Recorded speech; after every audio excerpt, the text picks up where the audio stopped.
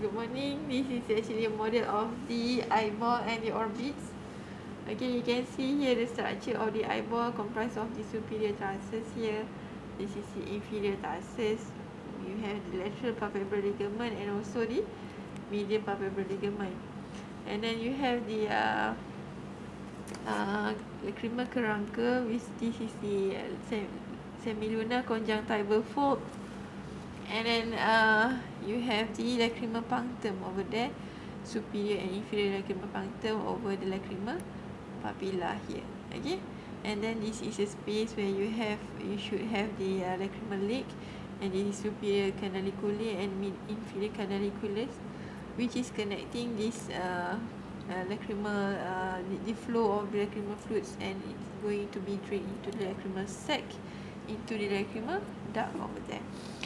And then on the superior part, you have the fibers of the levator palpebrae superioris muscle, and then you have, this is the orbital part of the lacrimal gland, the inferior the palpebral part of the lacrimal gland. You have the lacrimal duct there, okay, and also lacrimal duct which is drained into your lacrimal sac. Okay, and from superior view here, okay, this is the blood supply to the lacrimal gland, which is lacrimal artery. And then you have the this is the levator palpebrae muscle, the levator palpebrae superioris. Let me just shift a little bit towards the lateral part. And then you can observe here is the part of the, this is the trigeminal nerve, okay, trigeminal nerve, which is divided into the ophthalmic branch, maxillary branch and mandibular branch. Okay, so this is the internal carotid, part of the branch of internal carotid artery, and you can see the optic chiasma, which directed towards anterior. Here is the optic nerve, and on the posterior part of the eyeball. So the orbital cavity basically is occupied by anteriorly by the eyeball, and posteriorly it is occupied by the muscle, fat tissue, and also the nerve lah. Okay, and then you can see here, this is a nerve that is going towards the superior oblique muscle, which is the trochlear nerve, okay, which is cranial nerve 4. And then this is the ophthalmic branch, is going to give rise to the frontal nerve, which is going to give rise to the supraorbital branch and supraorbital and supratrochlear branch. Okay, and then this is the levator palpebrae superioris. And if you remove this structure, okay, just remove this structure, it is going out together. Okay, then you have, this is part of the superior rectus muscle. You can see, you can observe here, this is part of the superior rectus muscle, levator palpebrae superioris muscle, superior rectus muscle. This is the part of the superior rectus muscle just now. Okay, and then you can see here, this is the superior oblique muscle, which is inserted to the trochlea, the pulley, the trochlea pulley, and the trochlea, and this is the insertion of the superior oblique muscle. And then this is the lateral rectus muscle, you just remove the lateral rectus muscle. You can observe the inferior rectus muscle and also the medial rectus muscle. Okay, on the posterior part, then you can see a very big structure here is the optic nerve. Okay, the optic nerve, and then we just remove this part also. Okay. Okay, this is actually the optic nerve, where you can see the ciliary ganglion here. This is short ciliary nerve. This is long ciliary nerve. Okay, then you have the nasociliary nerve, which is going towards the giving the branch to the posterior ethmoidal nerve and anterior ethmoidal nerve, and also the infratrochlear nerve. Okay, that is the infratrochlear nerve, because you have supratrochlear just now. So this is the ophthalmic artery. Okay, and then you have the long ciliary artery, which is going to give rise to blood supply to the choroid, and you should have a branch that enter the the optic nerve that is going to give rise to retinal artery.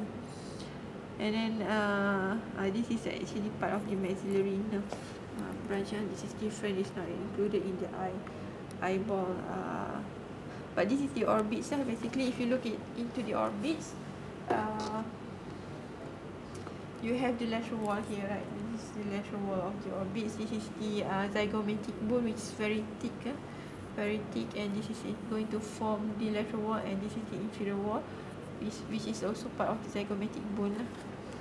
Okay, and then this is the maxillary bone that is going to form the part of the inferior wall of the orbits, and this is the infraorbital nerve. And then I think I already mentioned here, this is lacrimal sac, and you can see the insertion of the inferior oblique muscle here.